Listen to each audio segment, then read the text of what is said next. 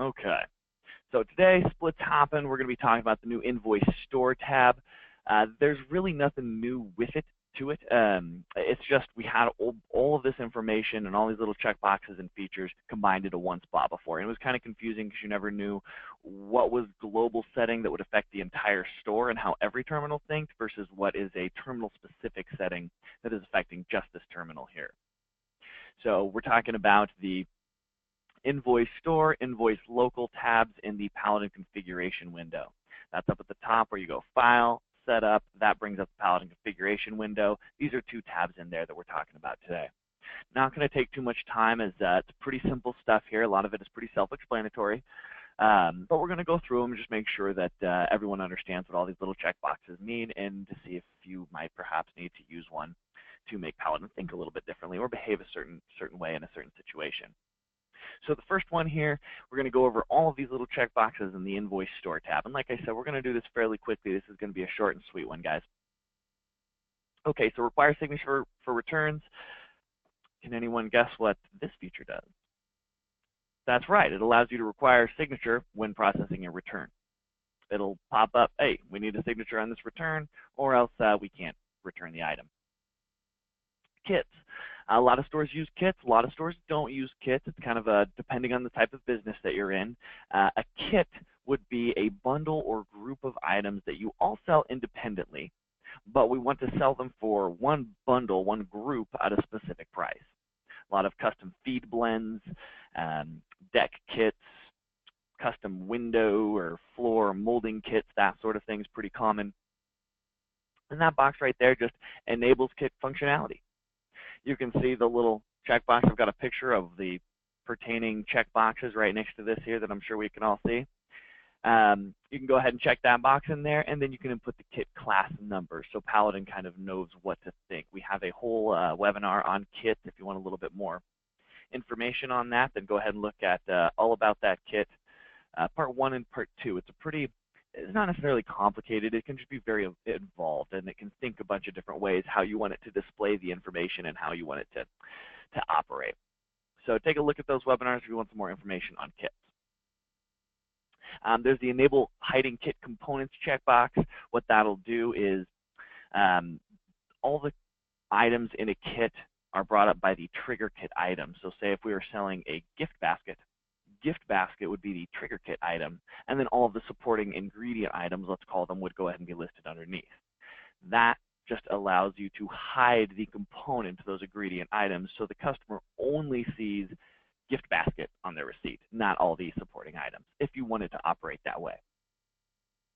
Enable inventory on hold. This is allowing you in that F6 button in Paladin when your checkout screen. We did a webinar on this button a couple weeks ago. That allows you to go in there and take it on hold. And what is the difference between quote and on hold? As they're very similar, you can store both of them until the end of days. Well, on hold will actually put those items on hold. It will set them aside from your stock on hand available inventory so we don't redundantly sell them to a different customer. So perhaps we want to even get into the habit of taking deposits when we do things on hold, something like that. Make sure we're putting those items aside for a real good reason. We're not missing out sales on anyone else by setting those items aside. Display invoicing pop-up message for items with quantity discounts. So we have the quantity price breaks, right? Where you're buying 5 of an item, you'll get a discounted price as opposed to getting 1 of the item. A lot of people have their rope set up like this per foot or by the spool. The spool price is a little bit less. Just like cans of tuna at the grocery store. You buy 1 at the $1.29, you buy 5 of them and they're 99 cents a piece. Well, what this will do when you have this selected is when an item when you type in the part number or scan an item that has a quantity price break on there, a pop-up window that will pop up, preventing the clerk really from doing anything else until they focus their attention on that and hit OK. That just says, hey, make sure that you have the correct quantity on this item because there's different pricing levels going on here. That's what it does. So if we're constantly messing up on our quantity price breaks, go in there, select that little checkbox. It'll make sure that Paladin will remind you when that item does come up. Just tell everyone if you do that, or else they're going to keep scanning and then just go about their day, scan, not realizing that they're not actually scanning anything into Paladin because the pop-up window is there. So make sure that we let our people know what we're doing.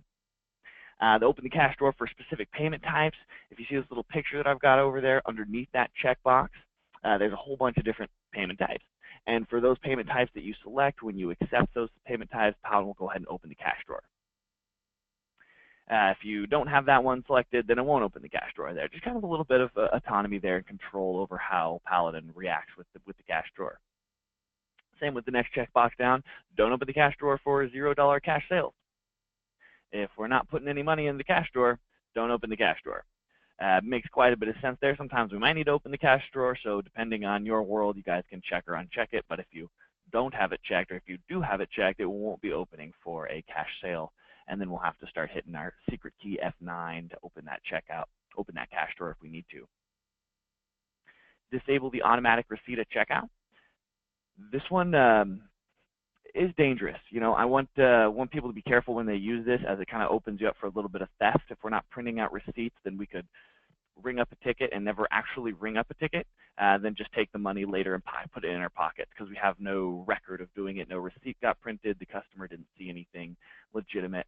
So be careful with that. We didn't build that feature for a long time simply because we didn't want to open the stores up to some potential theft and fraud, but it became necessary after a while. So we did end up building it, and that will, of course, just disable the receipt printing automatically at the end of the checkout, and then you'll have to hit that 2 key that says duplicate receipt, right, and it'll print out of your receipt printer. Add alternate part numbers from invoicing. This kind of allows you to clean up your inventory a little bit. Again, we want to be careful with this one, not due to any fraud or theft or anything, but just because it might affect our customer experience. If we can add an alternate part number at checking, scan an item that Paladin doesn't recognize, it's going to pop up a little box that says, alternate, is this number a alternate number for a number that I already know, is basically what it's asking. And then you can put in that actual number that it does know, and it'll link the two.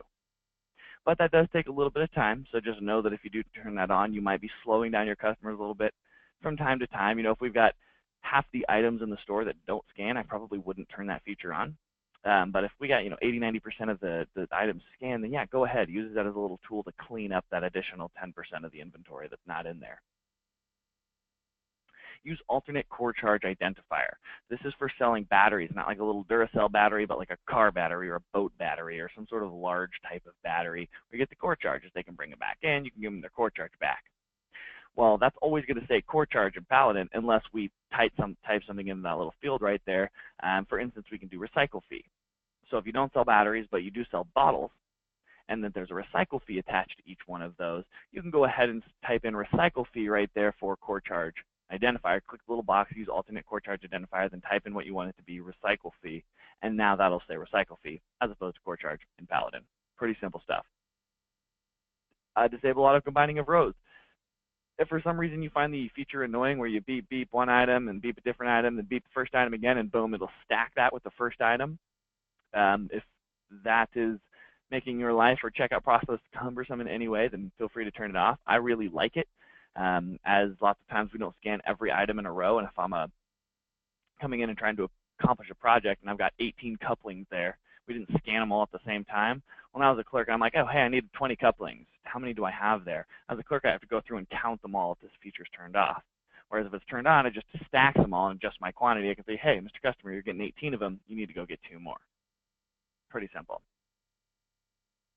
This right here is the bottom half. The picture is there's the bottom half of the same page here. I'm going to go back to my last slide. This is the top of the configuration window right here in the Invoice Store. This right here is just picking up on the bottom part of that page where it left off, right? So the display only quotes the match account number. It's right beneath the last checkbox we were just talking about. And that's exactly what it's going to do. For this feature, it will display only the quotes that match the account number that you have pulled up when you're looking through the little F6 recall button. The filter yard order printing by inventory location. This is a pretty cool one, but it also requires that we have location codes in place in order for this to function. Right? If we don't have any location codes, then we can't really do any inventory printing by location. And what this means is at the end of your checkout screen, you get the little wizard that pops up that says, hey, do you want a duplicate? Do you want to do a pick ticket? Or do you want to do a delivery receipt? Well, if you do the pickup order, that one will print on the, if you have it set up correctly. And this would really be only used in a place where we have a store and then like a yard or a warehouse or something that's kind of separate from the store but still on the same local area network. So we can print something out there. You either print it out or give it to the customer to walk on over there, or you can print it from the network printer out there. And when you print one of those, basically what you're doing is you want to take the location, the beginning location that's in your yard and the ending location that's in your yard, and put that in your filter yard order printing by inventory location filter fields there. Basically what you're doing is you're telling Paladin, hey, these are the locations that are out in the yard. So if I have this box checked and I print a pickup order for a customer, but half of the items are in the store here and half of them are in the warehouse, if I have this box checked and I print a pickup order, it will only print the items in the warehouse locations, right? So it'll just kind of show the guys out there in the warehouse moving all the 2x4s and stuff only the pertinent information. They don't really need to care about the hammer because their world doesn't involve a hammer. It only involves the 2x4s and the rebar and the metal roofing and whatever's going on out there. So just make sure that they have the information that they need and no more. Use receipt printer for invoice reprint. If you pull up any history, those little sale analysis, those little magnifying glasses that you find, you want to do a reprint, this will default that to the receipt printer. Hide item regular retail on invoice. This, so many of you I'm sure are familiar, if you're discounting an item on Paladin, traditionally it'll display the normal price and then the customer specific price that you gave them. So they can see the difference and they can feel very warm and happy inside because they got a discount. If for some reason we don't want that, for whatever reason, maybe we're bidding something, we don't want people to see what our normal prices is, we just want them to see the price that we're giving them, then you can click that little box, hide item regular retail on invoice, and it'll just display the sale price, the actual sale price for that customer specifically, not what you have it sold to everyone else for. Invoice F4 discount respects minimum margin. I think that this can be a very dangerous button if we don't have this box selected. I think that we should definitely have a minimum margin set up, just a rule to protect us from ourselves when we're going about our lives and just clicking things. We may not dig through every item in a class to make sure it can afford a 10% loss. Use your minimum margin here. And that F4 discount item button, if we're just kind of in the habit of throwing around some discounts, please check that box. It'll save you guys a bunch of time or a bunch of money by making sure that you never discount an item past the point that you want it to be discounted, but you don't have to like bring up your profit analysis and look at your cost and make sure that you're undercutting it. You don't have to do the math. You just set it up set it up at the beginning to save you some time later. You can just slap a discount on there and be confident in that it's not taking an item below what you're comfortable selling it for. Invoice F4 discount applies to manually priced items. This is for like discounting a dump SKU. I'm sure many of you are familiar with the dump SKU concept for selling. It's basically a vehicle that allows us to take money from our customers for whatever reason. Maybe the item isn't there to scan. A lot of people use dump SKUs for all the things in their fasteners department. They just have screws, nuts, and bolts, and then they type in the quantity, they type in the price, the retail price, and then be done with it. Or delivery fees, non-inventory items, delivery fees, service charges, repair fees, that sort of thing would be for dump SKUs. And traditionally, if you discounted an item, because dump SKUs have a zero retail price, but you have manually set the retail price when you're selling the item. So if it's a delivery fee, you're like, oh, hey, you're 14 miles away, that's going to cost you $5. Then you put $5 in there. But the item itself doesn't actually have a retail price. So if you try to slap a 10% discount on there without this box, Paladin will go, what's this item's actual retail? 0. 10% off 0 is nothing. It doesn't really care that you set it as $2 or $5 or whatever. That's a manually set price. It only cares about what the actual price is, which is 0, and it's giving a discount off of 0, which is nothing. So if we want that to think the other way around, then go ahead and click that little box, and it'll go ahead and apply that discount to your manually priced items as well as the non-manually priced items. Capture return item invoice number. This is just making sure that you are capturing the invoice number when you return an item. Kind of creates an additional level of accountability and tracking, so we know what we're doing here. If we're having trouble finding, why did we return this? If we have problems with returns, check that guide. It'll make sure that we just have a little bit more information to do some digging later on. You've got your deleted part behavior there. I like the prompt for restore. If you're deleted an item, a lot of people don't know this, but Paladin really likes to protect you from yourself. And as we click around doing things, we may not read the pop-up windows that come up, and we might accidentally delete an item. And it's not really deleted. I mean, it'll say, you're about to permanently delete this item. It's really lying to you. It's not going to permanently delete it. It just kind of shuffles it into a obscure place in the back that will never be in your way if you never want to interact with it again. But if you type in the part number, then boom, it'll come back up. If you have the prompt for restore here, it'll show you right in there in the inventory screen. When you type in that part number, it'll pop up and say, hey, do you want me to restore this item? You type in a part number that you deleted a while back. But we can change how it thinks with that. So if you want it to think differently, go ahead and go in there and play with those settings. Enable EMV receipts. This is something you guys really shouldn't have to touch. If you are with EMV and getting up to speed with that, then as we set those items up, we should check that for you, and your EMV receipt should come. So you don't really have to worry about that one. Invoice Local Tab. Again, this one will be pretty quick because it should be really set up for you by the time you go live. If you need help doing some things, you can always call us to help you kind of install your laser printers and receipt printers, that sort of thing. So I don't recommend going into this tab too much and playing with it, as it's just going to start changing where your forms are printing from. Right? And this one is local, meaning that it's terminal specific. So where is this terminal going to default printing the invoice to? The receipt printer, the laser printer? How is it going to work? Same with the yard order.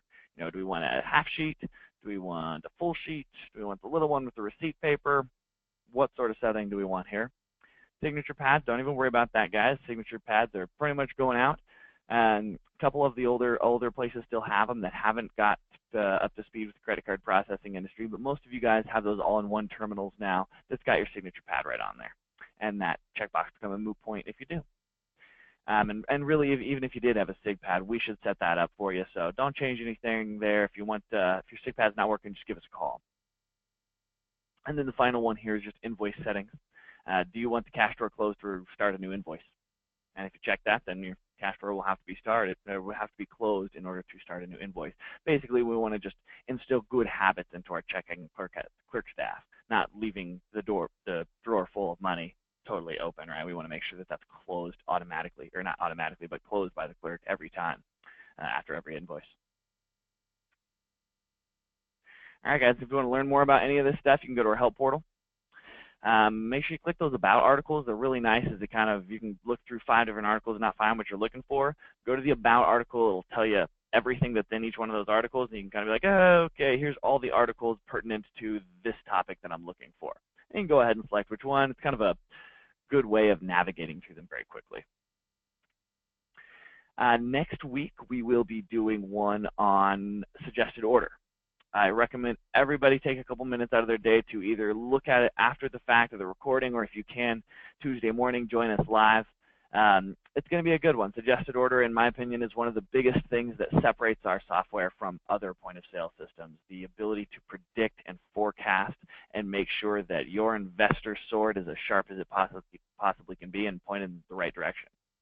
I just think that it's one of the coolest areas of our software. It can save you tons of time, tons of money. So please tune in for that one. I believe Charles is going to be giving that. Should be a good time. As always, guys, thanks so much for your morning, and we'll see you next week.